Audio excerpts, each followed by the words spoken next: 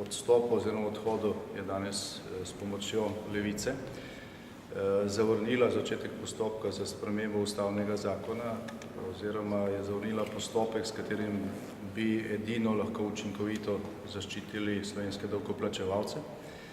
Tako pa se bo plenjenje državne banke nadaljevalo, posledice pa bodo šle direktno na slovenske davkoplačevalce. Iz informacij, ki smo jih dobili na prejšnjih sejah od pristojnih ljudi iz ministrstev, uprave banke in slovenskega državnega holdinga, je ta ogroženost večja od 400 milijonov evrov. Posledično pa, ker bo to vplivalo tudi na ceno Nove Ljubljanske banke, pa ta škoda lahko preraste do milijarde evrov. Tudi ta podatek, ki ste ga z velikim veseljem po zadnji seji Ustavne komisije posredovali slovenski javnosti, povedal ga je pa eden od predstavnikov Ministrstva za finance, češ da ne drži, da bi bila na mizi tudi že naslednja tožba, dosojena sodba Hrvaškega sodišča za 25 milijonov evrov. Po podatkih, ki smo jih slišali od uprave Nove Ljubljanske banke, je bila ta sodba na prvi stopnji izrečena že globoko v lanskem letu in po podatkih iz istega vira, ki so bili povedani na seji parlamentarne komisije, je ta sodba v presoji na drugi stopnji, oziroma je bilo rečeno, da je verjetno že določena oziroma dosojena, tako kot je bila tista, ki jo banka nezakonito prej plačala. Predsednik uprave Nove Ljubljanske banke za tisto sodbo namreč povedal, da je bila pravnomočna že nekaj mesecev prej, oni pa so jo prejeli naslednji dan po tistem, ko je Slovensko ministrstvo za notranje zadeve poslalo položnice hrvaškim ribičem. Torej, hrvaška sodišča to sprejemajo na zalogo in potem v ugodnem političnem trenutku to posredujejo slovenski banki.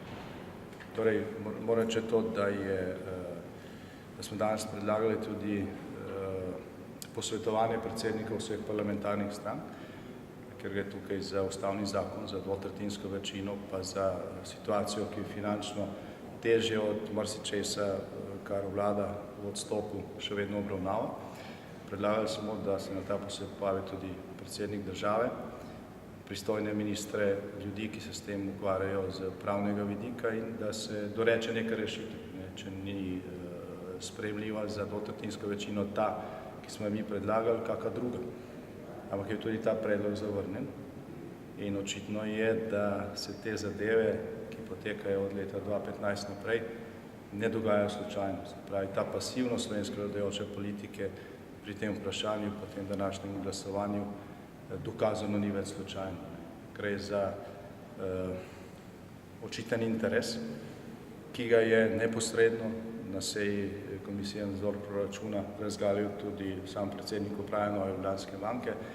To pa je ne glede na škodo, ki se povzroča tukaj, ne glede na milijone, ki jih je treba plačati, stvar ne ostane odprta, rizik mora ostati odprt, zaradi tega, da bo to izgovor, da se banka, v katero smo neto slovenski davkoplačevalci v zadnjih desetletjih vložili 3 milijarde evrov, ne privatizira. Torej, zavrnili so vaš predlog, če lahko tako rečemo, opozicijski predlog za zaščito NLB, je na mizi zdaj kaj drugega za zaščito? Problem je ravno v tem, da na mizi ni nič drugega. Na mizi so neke prazne fraze o tem, kako mora iti naprej po pravni poti.